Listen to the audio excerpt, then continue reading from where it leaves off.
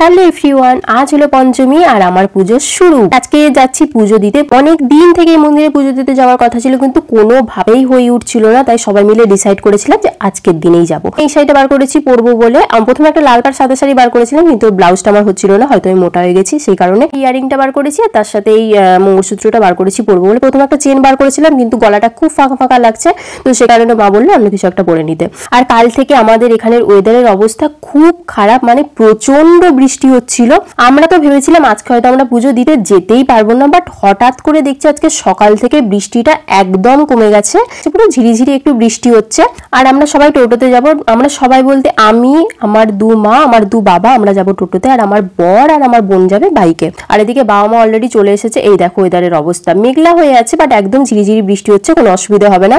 তারপর আমরা বেরিয়ে পড়েছিলাম, আর এই দিকে এসে দেখি তো এইদিকে একদমই বৃষ্টি হচ্ছে না, মানে এদিকে ওয়েদার একদম পুরো ঝা চকচকে, রোদও বেরিয়েছে। তারপরে আমরা পৌঁছেও গিয়েছিলাম মন্দিরে। আমাদের বাড়ি থেকে মন্দির টোটোতে আসতে সময় লেগেছিল 40 মিনিট মতো। আর আমি এই মন্দিরে প্রথমবার এসেছি পুজো দিতে। আমার বর আর আমার শ্বশুর শাশুড়ি এরা নাকি প্রথমে এসেছে, মানে অনেকবারই এসেছে, এরা 2-3 বার নাকি এসেছে।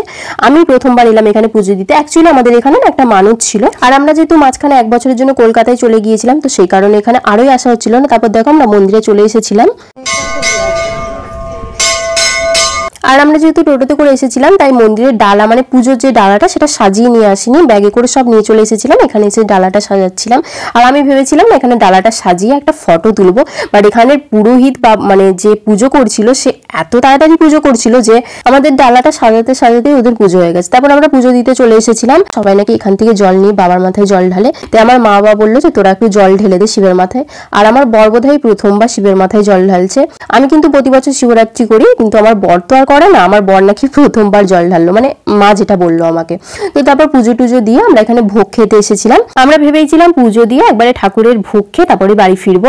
সবাই বলে ঠাকুরের ভোগে নাকি একটা আলাদাই স্বাদ হয়, আর এটা সত্যি। আর এই মন্দিরটা কিন্তু অনেক পুরনো, প্রায় 400 বছর পুরনো। এটা আমার শ্বশুরমশাই বলছিল। এটা আমার বোন, আর এটা আমার বর, আর এটা আমরা পুরো ফ্যামিলি। আর আমার বোন ফটোটা তুলছিল।